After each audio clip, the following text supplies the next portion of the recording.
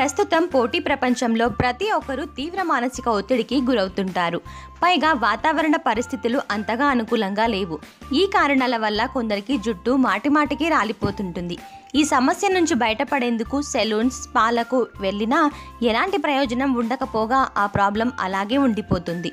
మరెన్నో మార్గాలు వినియోగించినప్పటికీ ఫలితం మాత్రం దక్కదు. ఇలా కాకుండా అందుబాటులో ఉండే హోమ్ రెమెడీస్తో ప్రయత్నిస్తే మంచి ఫలితాలు కలుగుతాయని పరిశోధకులు అంటున్నారు. ఆ చిట్కాలేంటో తెలుసుకుందాం. కలబంద కొబ్బరి నూనె. కలబందను ఎలా వాడాలి అంటే ఆ రెమెడీతో మంచి ఫలితాలు పొందవచ్చు. ఇది జుట్టులోని చుండ్రుని తగ్గించడంతో పాటు జుట్టు పెరుగుదలకి బాగా ఉపయోగపడుతుంది. ఈ కలబంద రసాన్ని జుట్టుకి అప్లై చేస్తే అది యాంటీ ఫంగల్, యాంటీ బ్యాక్టీరియాగా కూడా పనిచేస్తుంది. ప్రతిరోజు ఇలా దీని రసాన్ని తలకి పట్టిస్తే జుట్టు ఒత్తుగా పెరుగుతుంది. తర్వాత కొబ్బరి నూనె. దీనిని గోరువెచ్చగా చేసుకొని తలంతా అప్లై చేస్తే మృత కణాలు తొలగిపోతాయి.